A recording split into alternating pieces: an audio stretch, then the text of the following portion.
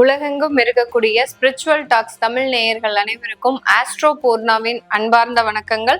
உங்களை எல்லாரையும் இந்த நல்ல காலம் நிகழ்ச்சியின் மூலமாக சந்திக்கிறதுல பெருமகிழ்ச்சி அடைகிறேன். இன்னைக்கு நாம பார்க்கக்கூடிய சிறப்பு பதிவு பார்த்தீங்கன்னா, வரக்கூடிய ஒரு 9 மாதங்களுக்கு என்ன மாதிரியான வருட கிரகங்களாகப்பட்ட குரு, சனி, ராகு, கேது இந்த 4 கிரகங்களின் கோச்சார அமைப்புகள் என்னென்ன மாற்றத்தை ஒவ்வொரு ராசி என்பவர்களுக்கும் கொடுக்க போகுது அப்படின்றத பார்க்கலாம்.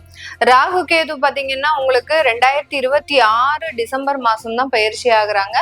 சனி பகவான் 2027 தான் பயிற்சி ஆகுறாரு. இப்போதைக்கு அடுத்த வருடத்துல அந்த குரு பகவான் 6வது மாதம், அதாவது ஜூன் மாதம் 1ஆம் தேதி பயிற்சி ஆகிறார். அதனால அது வரைக்கும் நம்ம இருக்கக்கூடிய இந்த வருட கிரகங்களின் தன்மைகளை நம்ம கோச்சார கிரகப்படி நம்ம பலன்களை கணிச்சு சொல்ல போறோம். இப்போ இருக்கக்கூடிய இந்த நிலவரப்படி பாத்தீங்கன்னா, இப்போ இந்த குரு பகவான் 18ஆம் தேதி அக்டோபர் மாதம் குரு அதிசாரமும் பெறுகிறார். அதாவது மிதுன ராசியிலிருந்து அந்த கடக ராசிக்கு அதிசாரமும் அடைய போறாரு. கிட்டத்தட்ட ஒரு 48 நாட்களுக்கு தான் வர்றாரு.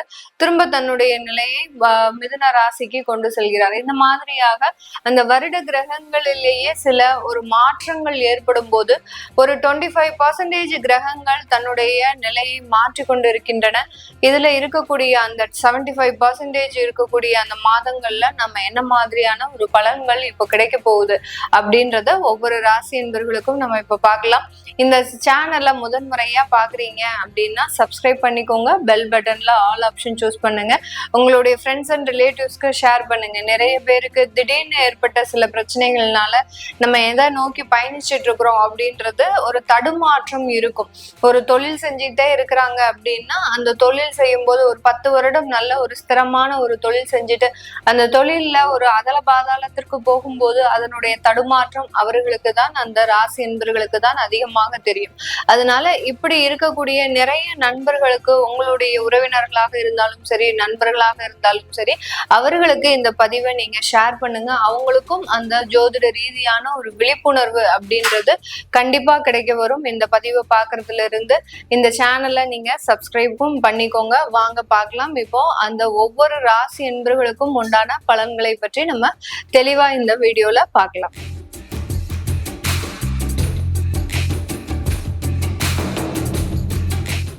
காலபுருஷனுக்கு 7ஆம் இடமான துலாம் ராசி என்பவர்களுக்கு வரக்கூடிய 9 மாதங்கள் ஒரு நல்ல ஒரு மாற்றங்களை கொடுக்கக்கூடிய ஒரு மாதமாக தான் இருக்க போகுது. ஏன்னா குரு பகவான் உங்களுடைய பாக்யஸ்தானத்துல இருக்கிறார்.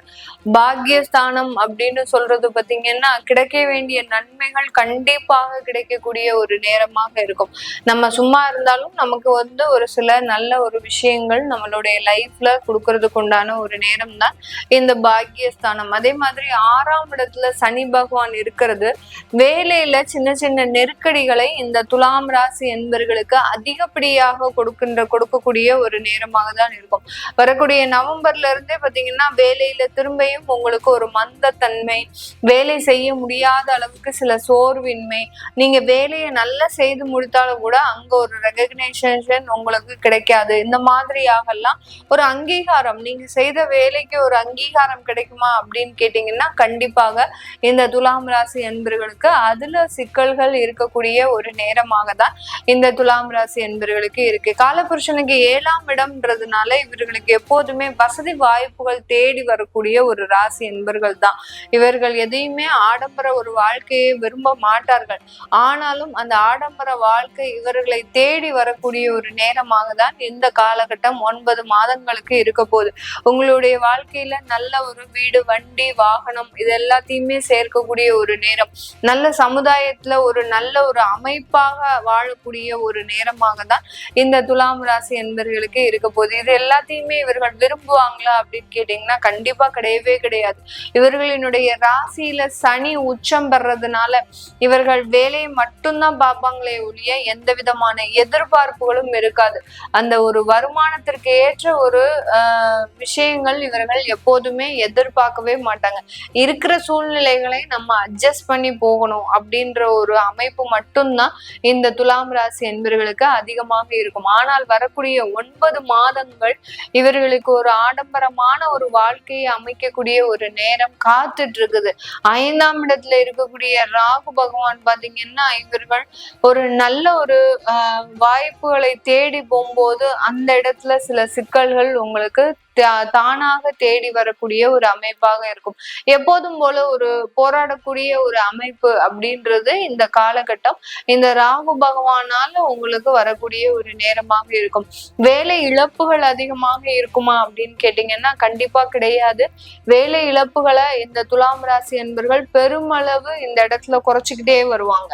நம்மளா வேலையை விடக்கூடாது. ஏன்னா இது நாள் வரைக்கும் வேலை சம்பந்தப்பட்ட விஷயத்துல சில இடர்பாடுகளை அதிகமாக சந்தித்த இந்த துலாம் ராசி என்பர்கள் இந்த காலகட்டத்துல வேலை இழப்புகளுக்கு ஒரு விஷயங்களுக்கு அந்த மாதிரியான விஷயங்களுக்கு பெருமளவு ஒரு லைஃப கொடுக்க மாட்டாங்க. வேலையை மாற்றம் செய்யறதுனால நமக்கு என்னமோ நடக்க போறது கிடையாது அப்படின்ற மாதிரியான ஒரு தீர்வுக்கு வரக்கூடிய ஒரு நேரமாக தான் இருக்க போகுது இந்த துலாம் ராசி அன்பர்களுக்கு. இந்த துலாம் ராசியில இருக்கக்கூடிய 3 நட்சத்திர அன்பர்கள் அப்படின்னு பார்க்கும்போது சித்திரை நட்சத்திர அன்பர்கள், சித்திரை நட்சத்திர அன்பர்கள் 1ஆம் 3ஆம் பாதம் 4ஆம் பாதம்.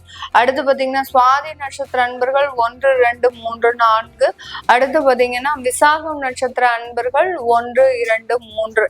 இந்த மாதிரியான இந்த நட்சத்திரங்களை உள்ளடக்கியது தான் இந்த துலாம் ராசி. இந்த 3 நட்சத்திரங்களுமே பாத்தீங்கன்னா இந்த காலகட்டத்துல உங்களுடைய தொழில்ல கொஞ்சம் பாதிக்கப்படக்கூடிய ஒரு நேரமாக தான் இருக்கும். தொழில் வாய்ப்புகள் அதிகப்படியாக இந்த துலாம் ராசி அன்பர்களுக்கு கிடைத்தாலும் கூட 11ஆம் இடத்துல இருக்கக்கூடிய அந்த கேது பகவான் அந்த தொழிலுடைய லாபத்தை கொஞ்சம் மினிமைஸ் பண்ணிக்கிட்டே வருவாரு. நீங்க என்னதான் அங்க முளைச்சு ஒரு நிறைய ஒரு விஷயங்களை நீங்க செய்தாலும் அந்த இடத்துல உங்களுக்கு அந்த ப்ராஃபிட்டை பாத்தீங்கன்னா கம்ப்ரஸ் பண்ணிக்கிட்டே வருவார் அந்த கேது பகவான். அந்த ப்ராஃபிட்ல எப்படி வந்தாலும் அதுல கடனாக போகிறதுக்கோ சில தேவையில்லாத ஒரு விஷயங்களுக்கு மருத்துவ செலவுகளுக்கு அந்த வருமானம் உங்களுக்கு பயன்படக்கூடிய ஒரு நேரமாக தான் இந்த 9 மாதங்கள் இந்த துலாம் ராசி என்பர்களுக்கு இருக்க போகுது. இந்த துலாம் ராசி என்பர்கள் 9ஆம் இடத்துல குரு பகவான் இருக்கிறதுனால உங்களுக்கு திருமண வாய்ப்புகள் இந்த காலகட்டம் அதிகப்படியாக இருக்கக்கூடிய ஒரு நேரமாக இருக்கும். உங்களுடைய 3ஆம் இடத்தையும் அந்த குரு பகவான் பார்வையிடுகிறார். அடுத்து பாத்தீங்கன்னா உங்களுடைய ராசியையே அந்த குரு பகவான் பார்க்கிறார். அடுத்து உங்களுடைய 3ஆம் இடத்தையும் பார்க்கறதுனால அந்த வரன்கள் அமையறதுல ரொம்ப துரிதமான விஷயங்கள் இந்த துலாம் ராசி என்பர்களுக்கு இருக்க போகுது. அடுத்து காதல் போன்ற விஷயங்கள் உங்களுடைய பெற்றோர்களின் சம்மதம் பெற்று திருமணங்களாக மாறுவதற்குண்டான ஒரு நேரமாக தான் இந்த துலாம் ராசி என்பர்களுக்கு இருக்கும். அந்த திருமணத்துல பாத்தீங்கன்னா அதிகப்படியான பொருட்செலவுகள்ன்றது அதிகமாக இருக்கும். இந்த துலாம் ராசி என்பர்களுக்கு இனி வரக்கூடிய காலங்கள்ல செய்யக்கூடிய அந்த திருமணத்துல நிறைய பொருள் செலவுகள் அந்த விரயம் எப்படி போகுது அப்படின்றத உங்களால கண்டுபிடிக்க முடியாது. அந்த அளவுக்கு அந்த திருமணம் ஒரு ஆடம்பரமான ஒரு பெரிய அளவுக்கு இருக்கக்கூடிய ஒரு லக்ஸுரியான ஒரு திருமணமாக தான் இருக்கும். அதனாலதான் நான் சொன்னேன் முதல்லயே, நீங்க ஒரு ஆடம்பரமான ஒரு வாழ்க்கையை அனுபவிக்கக்கூடிய ஒரு நேரமாக தான் இந்த துலாம் ராசி என்பர்களுக்கு வரக்கூடிய 9 மாதங்கள் இருக்க போது. இந்த காலகட்டம் தொழில் செய்யக்கூடியவர்கள், துலாம் ராசியில இருக்கக்கூடிய தொழில் செய்யக்கூடியவர்கள், பெரிய பெரிய பிசினஸோ இல்ல பெரிய பெரிய ஷோரூம் வச்சுட்டு அடுத்து தங்க நகை கடை இந்த மாதிரிலாம் இருக்கிறவங்களுக்கு நல்ல ஒரு தொழில்ல நல்ல லாபம் இருந்தாலும் பெரிய அளவுக்கு மூலப்பொருட்களின் தட்டுப்பாடு அப்படின்றது அதிகப்படியாக இருக்கக்கூடிய ஒரு நேரமாக இருக்கும்.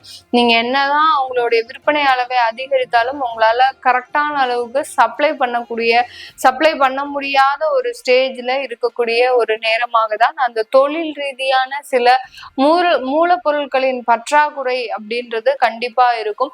தொழிலாளர்கள்னால அதிகப்படியான பிரச்சனைகள் இந்த துலாம் ராசி என்பர்களுக்கு அதிகமாக இருக்கக்கூடிய ஒரு நேரமாக தான் இருக்கும். நீங்க ஒரு தொழில் செய்றீங்க அப்படின்ற போது அதுல இருக்கக்கூடிய பணியாளர்கள் ரொம்ப பெரிய அளவுக்கு உங்களுக்கு இணங்கி இருக்க மாட்டாங்க. நீங்க ஒண்ணு சொல்வீங்க, அவங்க ஒண்ணு செய்வாங்க. இந்த மாதிரியாக எல்லாம் இருக்கக்கூடிய ஒரு நேரமாக நேரமாக தான் இந்த துலாம் ராசி அன்பர்களுக்கு இருக்க போது. இந்த காலகட்டம் வெளியூர் வெளிநாட்டுல இருக்கிறவங்களுக்கு மேற்படிப்பு சம்பந்தப்பட்ட சில வாய்ப்புகள் வரும். அந்த மேற்படிப்பு மூலமாக பதவி உயர்வுகள், வருமானம் இதெல்லாமே வரக்கூடிய ஒரு நேரமாக இருக்கும். அடுத்து டெம்பரவரியாக வேலை செய்யறவங்களுக்கு பெர்மனன்ட் ஜாப் கிடைக்கிறதுக்கு உண்டான ஒரு அமைப்பும் இருக்கு. இந்த துலாம் ராசி என்பவர்கள் வெளிநாட்டுல இருக்கக்கூடியவர்களுக்கு வெளிநாட்டு உறவுகள் அப்படின்னு சொல்றது, நீங்க ஒரு இடத்துக்கு ஒரு கண்ட்ரிக்கு போறீங்க அப்படின்னா அங்கிருந்து ஒரு சில உறவுகள் உங்களோட சேர்ந்து வர்றதுக்கு வாய்ப்பு அதிகமாக இருக்கு. வேற இடத்துலதான் உங்களுக்கு பழக்கங்கள் அதிகமாக இருக்கும். அதனால ரொம்ப கவனமாக இருங்க. அந்த உறவுகள்னால சில ஏமாற்றங்கள் அதிகப்படியாக இருக்கக்கூடிய ஒரு நேரமாக தான் வெளிநாட்டுல வாழக்கூடியவர்களுக்கு இருக்கு. அதே சமயம் குடும்பத்துல இருக்கக்கூடிய உறவுகள், உங்களுடைய கணவன் மனைவி, அடுத்து பாத்தீங்கன்னா குழந்தைகள், பெற்றோர்கள், அந்த மாதிரியான உறவுகள்னால நல்ல மேன்மையை அடையக்கூடிய ஒரு நேரமாக தான் இந்த 9 மாதங்கள் இருக்க போது இந்த துலாம் ராசி என்பர்களுக்கு. அப்போ நம்ம கவனிக்க வேண்டிய விஷயங்கள் எந்தெந்த இடத்துல எல்லாம் இந்த 9 மாதங்கள் இந்த துலாம் ராசி என்பர்கள் பொதுவா கவனிக்கணும் அப்படின்னு பாத்தீங்கன்னா, வெளிநாட்டு உறவுகள்ல சில கவனமாக இருக்கணும். அடுத்து தொழில் ரீதியான சில கவனங்கள் இருக்கணும். ஏன்னா தொழில்ல வருமானம் இருந்தாலும் அதற்கு தேவையான உழைப்பு போடுறதுக்கு உங்ககிட்ட இப்போ தயாராக இருக்க முடியாத ஒரு சூழ்நிலை இருக்கு. அதனால தொழில்ல பெரிய அளவுக்கு அகலக்கால் வைக்காம கொஞ்சம் கொஞ்சமான டெவலப்மெண்ட் வச்சுக்கிட்டீங்க அப்படின்னா இந்த துலாம் ராசி என்பர்களுக்கு அதிகப்படியான நன்மைகள் இருக்கக்கூடிய ஒரு நேரமாக இருக்கும். வேலையை விடணும் அப்படின்ற ஒரு எண்ணம் இருக்கக்கூடாது. வேலையில சிக்கல்கள் அதிகமாக இருக்கும். ஆனா வேலையை விடக்கூடிய ஒரு ஸ்டேஜுக்கு நீங்க போகக்கூடாது. போனீங்கன்னா அதுல ஒரு பெரிய ஆபத்துகள் வரக்கூடிய ஒரு நேரமாக தான் இந்த துலாம் ராசி என்பர்களுக்கு இருக்க போகுது. இது எல்லாமே நம்ம கோச்சார நிலவரப்படி பலன்களை கணிச்சு சொல்லி இருக்கிறோம். உங்களுடைய சுய ஜாதக திசாபுத்தி பலன்களை பார்க்கணும் அப்படின்னு விருப்பப்படுறவங்க கீழே இருக்கிற நம்பருக்கு வாட்ஸ்அப்ல அப்பாயின்மெண்ட் வாங்கிக்கிட்டு நீங்க என்கிட்ட கன்சல்ட் பண்ணிக்கலாம். உங்களிடமிருந்து விடைபெறுவது உங்கள் ஆஸ்ட்ரோ பூர்ணா. நன்றி, வணக்கம்.